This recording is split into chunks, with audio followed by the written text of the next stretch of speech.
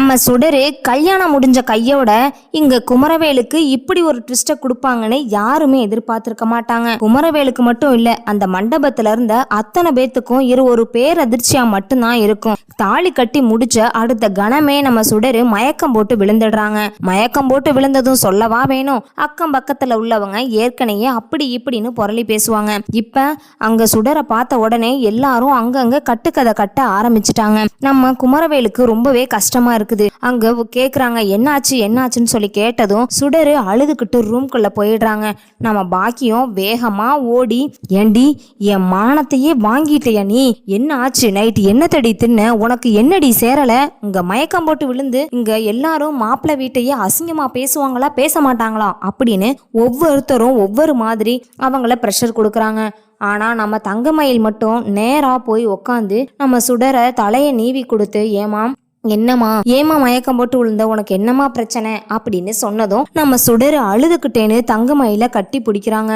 அக்கா அக்கா என்ன மன்னிச்சிருக்கா, இப்படி ஒரு சூழ்நிலை வரும்னு நான் சத்தியமா நினைச்சு கூட பாக்கலக்கா, நான் ஏமாந்துட்டேன்க்கா, என்னை ஏமாத்திட்டாங்க அப்படின்னு சொல்றாங்க.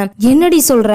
ஆமாக்கா, நான் பிரெக்னண்டா இருக்கேன் அப்படின்னு சுடர் சொன்ன அந்த ஒரு வார்த்தையை கேட்டு நம்ம தங்கமயிலுக்கு ரொம்பவே பதட்டம் எடுத்துக்குது. நம்ம பாக்கியத்தை வெளியே போக சொல்லிட்டு நம்ம சுடர்கிட்ட அப்படியே ரொம்பவே கைண்டா பேசுறாங்க.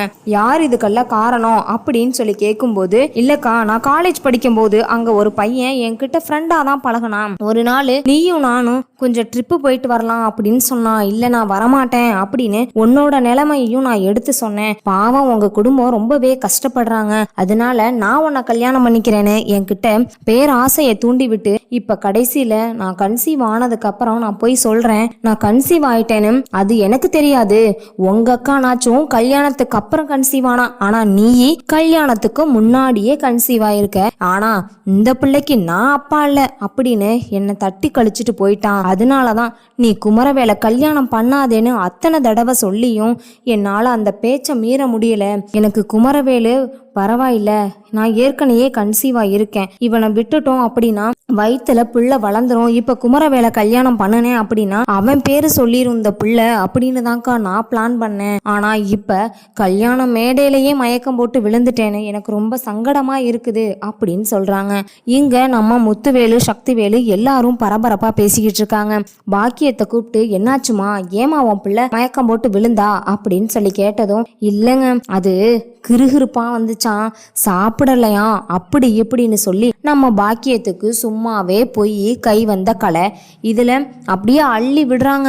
அதனாலதான் இதனாலதான் அப்படி இப்படின்னு சொல்லி எல்லாத்தையும் போட்டு உடைக்கிறாங்க. அப்பதான் அங்க இருந்த எல்லாருமேன்ட்டு, இல்ல அந்த பொண்ணை கூட்டிட்டு வாங்க, டாக்டர்கிட்ட கூட்டிட்டு போகலாம் அப்படின்னு சொல்லும் போது நம்ம தங்கமயில் என்ன பண்ணுவாங்க, எல்லா உண்மையையும் போட்டு மறைக்கலாம் அப்படின்னு ஒரு பக்கம் நினைக்கும் போது, என்னதான் இருந்தாலும் எந்த உண்மையை வேணும்னா மறைச்சிடலாம், ஆனா கன்சீவா இருக்கிற உண்மையை மட்டும் மறைக்கவே முடியாது. எந்த நேரத்துல என்ன ஆகும், எப்ப குழந்தை பிறக்கும் அப்படின்னு யாருக்குமே தெரியாது அப்படின்னு தங்கமயிலு போய் அங்க போய் நிக்கிறாங்க. அப்ப உடனே நம்ம சக்திவேல் இருந்துட்டு, ஏமா மயிலு என்னாச்சுமா, உன் தங்கச்சி எதுக்காக மயக்கம் போட்டு விழுந்தா அப்படின்னதும், அது வந்துங்க நைட்டெல்லாம் தூங்கலையாம், அதுவும் இல்லாம நேற்று வேற என்கிட்ட சொல்லிட்டு தான் போயிருந்தா, ஹெவி ஒர்க் அவுட்டு, அவளுக்கு ரன்னிங்ல கோல்டு மெடல் வாங்கணும்னு ஆசை, அங்கிட்டும் இங்கிட்டும் ஓடி அவ ரொம்ப டயர்ட் ஆயிட்டாம், சாப்பிடாம இப்ப காலையில இருந்து இன்ன வரைக்கும் சாப்பிடல, அதனாலதான் மயக்கம் போட்டு விழுந்துட்டா அப்படின்னு சொல்றாங்க. இவ்வளவுதானா? ஏங்க இதுக்கா இவ்வளவு ஆர்ப்பாட்டத்தை பண்ணிட்டீங்க? சொல்லியிருந்தா முன்னாடியே பொண்ணுக்கு நாங்க சாப்பாடெல்லாம் செஞ்சு வச்சிருந்திருப்போம்ல, இல்ல கடையிலயாச்சும் வாங்கிட்டு வர சொல்லியிருப்போம், அதை விட்டுட்டு இப்ப இப்படின்னு சொல்லிட்டீங்க அப்படின்னு ரொம்பவே ஃபீல் பண்றாங்க. அதுக்கப்புறம் நம்ம சுடர் இருந்துகிட்டு, அக்கா என்ன மன்னிச்சிருக்கா, நீ சொன்ன பேச்சும் கேட்காம நம்ம குடும்பத்துக்கே நானு கேவலமான பேரை எடுத்து கொடுத்துட்டேன் அப்படின்னு சொல்லும் போது, அதெல்லாம் ஒன்றும் இல்லடி, நீ எல்லா விஷயத்த யாருக்கிட்ட வேணும்னா மறைச்சிடலாம், ஆனா உன் கூடயே இருக்க உன் புருஷன்கிட்ட மறைக்க முடியாது, போய் அவர்கிட்ட சொல்லுடி அப்படிங்கிறாங்க. சரிங்கக்கா நான் போய் சொல்றேன் அப்படின்னு சொல்லிட்டு சுடரு போய் தயங்கி தயங்கி குமரவேல் பக்கத்துல நிக்கிறாங்க. குமார் இருந்துகிட்டு, என்னாச்சு சுடரு, சாப்பிடாதனாலதான் உனக்கு இப்படி ஆயிடுச்சா, அப்பயே நீ சொல்லியிருந்தேன்னா நான் உனக்கு சாப்பாடு கொடுத்துருப்பேன், இப்ப மயக்கம் போட்டு விழுந்து எல்லாரையும் ஒரு நிமிஷம் அப்படியே ஸ்டன்னாக வச்சுட்ட அப்படின்னு சொல்றாங்க. இல்ல அதுக்காக இல்ல, நான் உங்ககிட்ட ஒரு விஷயத்த சொல்லுவேன், ஆனா நீங்க என்ன தப்பா எடுத்துக்காதீங்க பண்ணாதீங்க, அது என் மேல தப்பு இல்ல அப்படின்னு சொல்லும்போது குமரவேலுக்கு பயம் எடுத்துக்குது. என்ன சுடரு, என்னென்னமோ சொல்ற, நீ சொல்ற விஷயத்தெல்லாம் பார்க்கும்போது எனக்கே பயமா இருக்குது. அப்படி ஏடாகூடமான விஷயத்த எதுவும் சொல்லிடுவேயோன்னு. இல்லைங்க, நான் கன்சீவா இருக்கேன் அப்படின்னு சொல்லும்போது, என்னது என்னது கன்சீவா இருக்கியா? எப்படி எப்படி கன்சீவ் ஆன? நான் இப்பதானே உன்கிட்டயே வரேன், அதுவும் இல்லாம உன்கிட்ட நான் பேசுனது கூட இல்லையே. அங்க பரிசம் போடுற அன்னைக்கு என்ன பிடிச்சிருக்கான்னு உன்கிட்ட ஒரு வார்த்தை கேட்டதுதான், இப்ப போய் இப்படி சொல்றேன், என் தலையில பெரிய இடியா இறக்கிட்ட அப்படின்னு குமரவேலு சொல்றாங்க. அதை கேட்டதுமேன்ட்டு நம்ம சுடரு, இங்க பாருங்க, உங்களுக்கு இம்புட்டு நாள் கல்யாணமே ஆகாம இருந்துச்சு, இப்ப கல்யாணம் ஆகிருக்குது, இப்ப போய் நான் கன்சீவ் ஆகிருக்கேன்னு எல்லாருக்கிட்டையும் சொன்னீங்கன்னா எல்லாரும் உங்களை தான் அசிங்கமா பேசுவாங்க.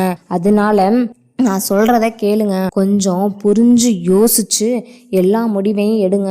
யாரு என்ன சொன்னாலும் அதை காது கொடுத்து கேட்காதீங்க. இந்த குழந்தைக்கு நீங்க எதுவும் பார்க்க வேண்டாம், நான் பாத்துக்கிறேன். ஊர் உலகத்துக்கு நீங்களும் நானும் புருஷன் பொண்டாட்டி. இப்பவே போய் நீங்க ஏதாச்சும் சொன்னீங்கன்னா நீங்களும் வாளா வெட்டி ஆயிருவீங்க, நானும் வாளா வெட்டி ஆயிருவேன். நம்ம 2 பேரும் சேர்ந்து எடுக்கிற முடிவால தான் நம்ம 2 பேரும் சந்தோஷமா இருக்க போறோம். இந்த குழந்தை ஏதோ பிறந்துருச்சு, என்ன மன்னிச்சு நீங்க என்னோட புருஷன் பொண்டாட்டியா நம்ம வாழலாம். இந்த குழந்தைக்கு வேணும்னா நீங்க அப்பாவா இருக்க வேணாம், நான் இவனை எப்படி வளர்க்கணும்னு அப்படி வளர்த்துக்கிறேன் அப்படின்னு சொல்றாங்க. என்னது, என்ன பேச்சு பேசுற?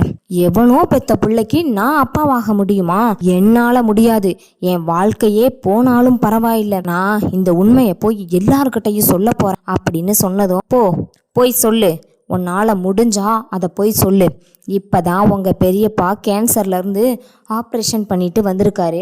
அடுத்து உங்க அப்பா நிம்மதியா இருக்காரு. 35 வயசு ஆயும் நம்ம பிள்ளைய யாருமே கல்யாணம் பண்ணலையேன்னு அவருக்கு மனசு வேதனையில இருந்தாரு. இப்ப கல்யாணம் ஆனதுக்கு அப்புறம் ஆனந்த கண்ணீர் வடிச்சாரு. ஆனா இந்த விஷயத்த நீ சொன்னேன்னு வச்சுக்க, அவரு இருந்தும் நம்ம பிள்ளைக்கு இப்படி ஒரு கல்யாணத்தை பண்ணி வச்சுட்டமேனு அவர் மருந்து குடிச்சிட்டு இல்லாட்டி எப்படியாச்சும் செத்து போயிருவாரு. நீயே போய் உன் குடும்பத்துல இருக்க எல்லாருக்கிட்டையும் சொல்லி அவங்களோட சாவ எல்லாம் நேர்ல பாரு அப்படின்னு சொல்றாங்க. என்னடி திமுரு தெனாவட்டா பேசுற? இங்க பாரு, நான் ஒன்னும் திமுரு தெனாவட்டா பேச கிடையாது, நான் இப்படிதான் நடக்கும். நீ வேணும்னா போய் அங்க சொல்லி பாரு, நான் சொல்றது நடக்குதா இல்ல நீ சொல்றது நடக்குதா பார்க்கலாம். எனக்கு ஒன்றும் பிரச்சனை கிடையாது. என் பிள்ளைய இப்ப எங்க அக்கா எப்படி புருஷன் கல்யாணம் பண்ணாதான் புருஷனா என்ன, என் புருஷன் செத்துட்டாருன்னு சொல்லி கூட என் பிள்ளைய நான் வளர்த்துக்குவேன். ஆனா நீ கடைசி வரைக்கும் இப்பயே எந்த பொண்ணும் கிடைக்கல, உனக்கு இது மேலும் பொண்ணு கிடைக்க வாய்ப்பே இல்லை. நான் சொல்றது புரியுதா அப்படின்னு சுடரு சவால் விடுறாங்க. நம்ம குமரவேலுக்கு என்ன பண்றது அப்படின்னு ஒண்ணுமே புரியல. மண்டைய போட்டு பிச்சுக்கிட்டு இருக்காரு. நம்ம பண்ணதான் பெரிய தப்பு, இவளை போய் நம்ம கல்யாணம் பண்ணிட்டோமே அப்படி இப்படின்னு அவர் மனசு முழுக்க உறுத்திக்கிட்டே இருக்குது. அப்பதான் என்ன பண்றதுன்னு ஒண்ணுமே புரியாம அவரு கஷ்டப்பட்டுக்கிட்டு இருக்காரு. குமாருக்கு இப்ப ஒரே ஆறுதல் அவங்க அப்பா மட்டும்தான். தன்னோட அப்பா கிட்ட போய் சொல்லலாம் அப்படின்னு குமார் கிளம்புறாங்க.